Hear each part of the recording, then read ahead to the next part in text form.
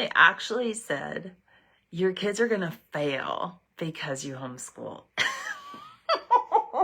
Wrong. Okay. If you are anywhere in the homeschool journey, there's a link somewhere for you to follow to get some of our golden resources. But I thought that I would just share a story with you. Back when my husband and I first decided to homeschool, we had people tell us that our kids were going to fail because of our decision to homeschool our kids. They thought that you had to go to a traditional school in order to earn an excellent education. They also thought that they needed to do things like diagram sentences and understand and identify all the parts of speech and be able to not only read a science textbook, but then regurgitate the questions and do all the experiments and all. They had all of these things that they thought equaled success in education. Those same people have now circled around after 25 years, and they say things like, oh my goodness, your kids are amazing. Don't listen when people tell you that homeschool is not going to set your kids up for excellent education. It's just not true. Are there people out there that homeschool and completely ignore their kids? But there are also a lot of people that send their children to school, to a brick and mortar school, and not only do they not spend any time with their children, but the teachers inside that particular environment are destroying their kids' education and well-being. I just talked to a couple homeschoolers this past week, and both of them were sharing horror stories about why they pulled their kids out of school. The things that the teachers were saying, the things that the fellow students that were out of control were saying were just horrific.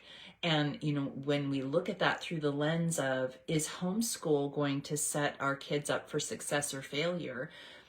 I'm really going to encourage you to, number one, if you're anywhere in the homeschool journey, find somebody that's a little grayer than you, that has kids that when you look at them, you're like, oh my goodness, tell me what you did so that I can copy it. Like, those are the people that you want to pattern your steps after.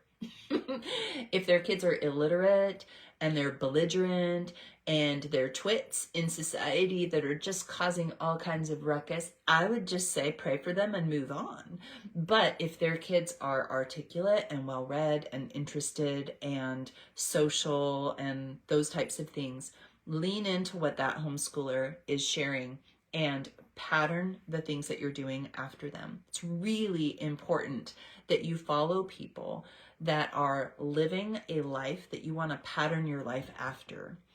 So important, especially out on social media, where everybody is teaching from their perspective, right? Everybody, including me, has a message for you for your homeschool journey. And people have different perspectives. They have different favorite curriculums, different favorite goals. But I'm going to encourage you to peek behind the curtain. What is their marriage like? Are they still married? Are they still married to the same person? Is that important to you? If so, you can choose whether or not to listen to their advice on marriage relationships. Are they connected with their kids? If so, I would say, okay, start leaning in and listening to how it is that they built lifelong connections with their kids. Are their kids creative?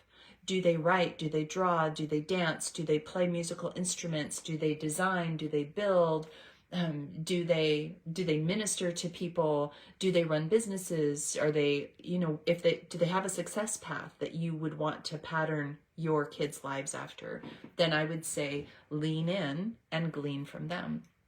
When people tell you that homeschool is going to mess up your kids, I really think that those people just have no idea what an incredible opportunity it is to actually teach a child and not a curriculum. Oh, what an amazing thing to actually see what makes your child tick and then to give them opportunities and give them materials and give them resources so that they develop into this expert in their own area of expertise. How can that be a failure?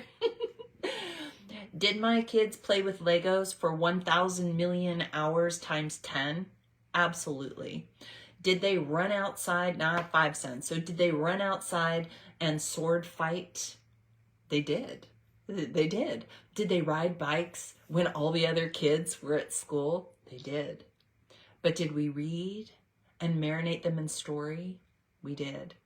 Did we correct them when their character wasn't in line with our vision for how we were raising our children up? Absolutely. Sometimes we even had boot camps where we had to address certain issues over and over again. Even simple issues like how to clean a bathroom. Let's have a boot camp. At the end of the day, your success in homeschool or failure in homeschool will not be measured by whether or not you completed a curriculum. Your success in homeschool is not measured in whether or not your kids graduate with honors or attain some score on some standardized test. Your success in homeschool will be measured by whether or not your kids are kind, whether they're hardworking, whether they're disciplined. What do they do when they stumble? Do they give up, or do they look for help from people that can help them? Are they compassionate? Are they able to come alongside and lay down their pride and actually help other people? Are they able to work harder than other people, come and show up first and stay? You know, the types of things that matter, the types of things that when you look at the people that you surround yourself with, those are the characteristics that you should be fine-tuning in your children. And it takes a long time. Homeschooling is not for the faint of heart. It's not for people that are just looking to stamp they did algebra. They can identify a noun. They know when the Civil War was. I mean, big deal, so what? I was thinking about this. You know, so many people are so concerned with whether or not their kids are ahead or behind. And I have a story for you. We have 5 kids. 4 of them didn't walk until they were at least 18 months old. 1 of them walked at 6.5 months old. It should not be legal anywhere on the planet for a 6.5-month-old child to walk. But I can tell you that in that season of life when my firstborn son took off and ran across the room at 6.5 months, that I actually caught myself saying things like, he's ahead. And then my other kids that waited and took their sweet old time to learn to walk, I would say things like, they're delayed. But the reality is that they walked when they were supposed to walk. Except my oldest. I should have strapped him to something because you shouldn't walk at that early.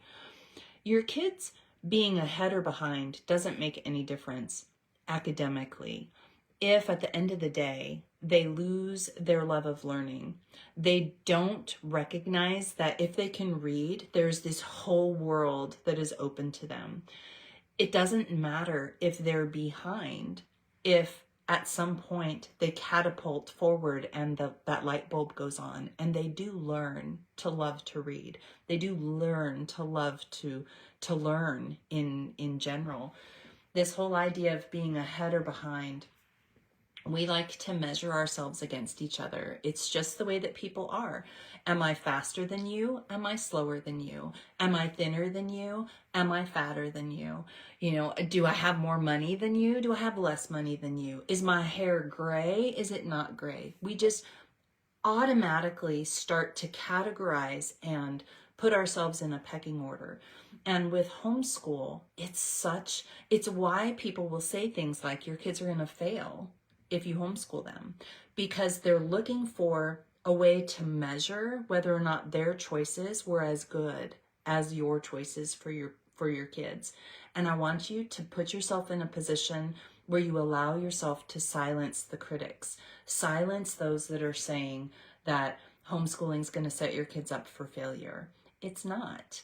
If you homeschool through the lens of I'm raising up kids to release as adults someday, and you focus on their heart and you focus on their character and you marinate them in story, whether you read the books or whether you listen to audiobooks, you just marinate them in story, and you model for them what it looks like to be curious about something, to try something new and to fail right in front of them and say, wow, this is harder than I thought it was going to be, but I need to practice some more. Just hearing those types of words helps your kids set themselves up for trying things in the future. I don't know if you've ever heard people tell you that because you homeschool or because you're thinking about homeschooling, that you're setting your kids up for failure. Don't listen. All 5 of my sons were delayed readers. All of them. Our youngest didn't even read till he was 10. Didn't even read till he was 10. Some of them I had to sit next to at the kitchen table until they were well into high school in order to help them get done with what they were able to accomplish. But does it matter? When I look at all 5 of the boys now and the families that we've coached the same way, when I look at them and I say, was it a success? Were we successful in homeschooling our kids? All 5 of them are champion men. Champion men. They're stronger physically than most men around them. They are kinder than most men that I've ever come in contact with. They have hearts of gold.